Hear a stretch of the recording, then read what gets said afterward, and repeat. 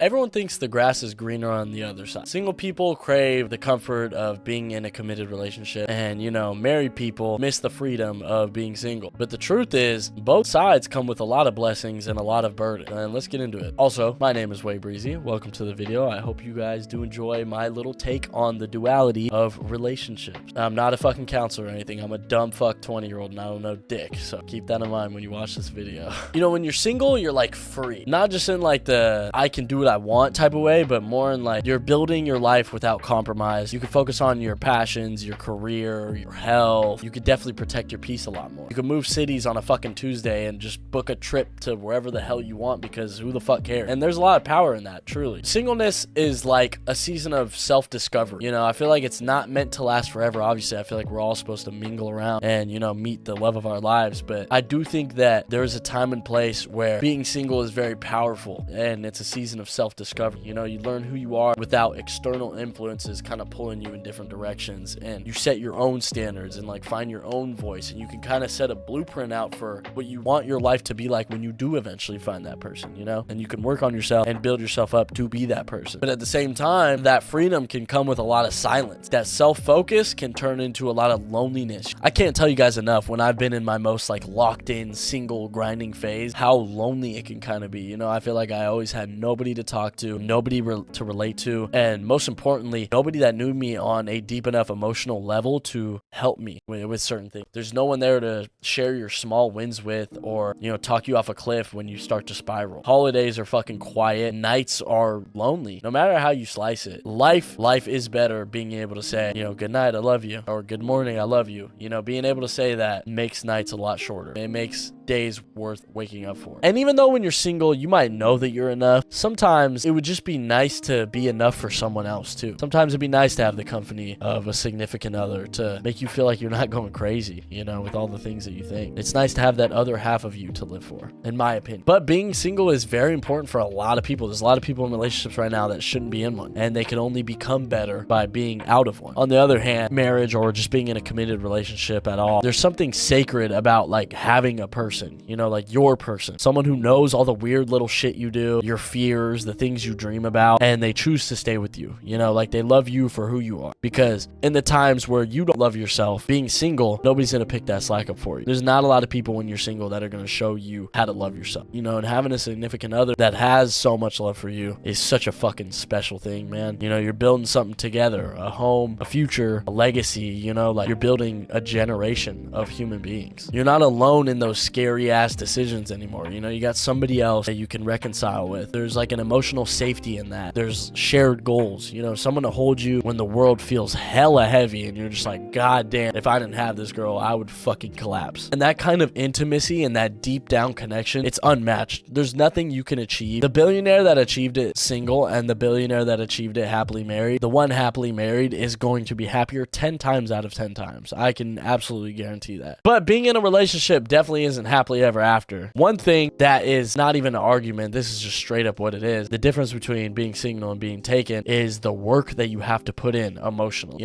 It's work. There's compromise, communication, sacrifice. You lose a bit of your independence, and every decision you make now affects somebody else a lot. There's things that you could be doing that could be breaking another person's heart now. And it's like, that's brutal. That's a lot to deal with, and that's a lot to put on yourself, You obviously got to sacrifice a lot of things. There's a lot of things that you would have done when you were single that you no longer can do. And it's not in like a, oh my God, I hate this new boring taken life. It's just, you got to allocate time to that relationship for it to thrive. Some of that time might have to come out of your own pocket, on time that you would have spent on you or your own hobbies. And that is just something that, based on the partner that you've chosen, you're either going to sacrifice it or you're not, And if you do it right, you can be a very happy person. And sometimes I've noticed in the relationships that I've been in, you miss being selfish. You don't realize it until you've gone through a really, really rough breakup and you're able to go out to your own dinner spot that you haven't gone to in like 3 months, because everything was a selfless decision. I feel like a lot of people, when they get in the relationship, as long as you've got a nice moral compass going for yourself, you become a lot more selfless. You start living for multiple people, and you put what your needs are and your own pride aside to try to make the collective happen. And unfortunately, a lot of people lose themselves in that regard, but that is what it is. Until you find your person, that's probably gonna happen. But you miss your own space. I almost imagine this image of of me as being like this big, hard monster, you know, like the person I was before I became a part of a team. You know, I think about a Teenage Mutant Ninja Turtle that has like all the weapons. Like I got like Donatello stick, Leonardo sword. When you get into a relationship, you know, you give a couple of weapons away. You're fine with the swords, but you need to get rid of all the weapons because you got someone to take care of now. You got to lock in. You know, I kind of think of it that way. And once again, there's nothing wrong with that. You're becoming a part of something bigger than yourself. But the thing that I don't think perpetual loneliness will ever be worse than is a breakup, you know, a heartbreak. And it's so difficult to get into a relationship when you're just so scared about, you know, the flip side if things go bad. And it doesn't just hurt, like it devastates. I mean, there's a reason why so many people take their own lives every year. You know, a lot of this shit is just like they had something and lost something. And the devastation from that, it's not loneliness, it's loss. There's something that once was that is no longer, and you thought it would be forever. You know, I feel like a majority of people, as long as you're someone who deserves to be dating, you're probably dating to marry. You're probably dating to find that person to spend a very long time with. And losing that is brutal. It fucking hurts. It hurts more than anything in the world. I don't think I've ever been more upset than a heartbreak, you know, or knowing that I hurt somebody's feelings who I love. You know, there's not many worse feeling on this planet. Sometimes it's better to just avoid a relationship altogether because it's hard to handle that bullshit. I'm gonna be honest. And you know, I've kind of just been flip-flopping with this idea of, is being in a relationship better for my life or is being single better for my life? And I know what I prefer. I'd prefer to be in a relationship. I love the idea of, you know, building that connection and being special with somebody and being vulnerable and grown with somebody. But it's just so scary, you know, and I feel like the fear can kind of kill a lot of relationships that haven't even gotten the chance to grow yet. But yeah, I kind of just want to lay out my opinion from both sides of the coin. I'm not a relationship expert. I'm a 20-year-old. I have failed in every relationship I've been in so far, so what the fuck do I know? I'm sure I said that at the beginning of the video, but don't take advice from me or anything like that. You know, I'm kind of just dwelling on my life, you know, what I've learned from the times I've been single and what I've learned from the times being in a relationship. You know, I'm kind of like comparing the two from my own personal life, you know, so a lot of people's lives could be different than mine, and that's okay. This is kind of like my own story and the way I've lived life. So here's the truth. Neither side is perfect. Singleness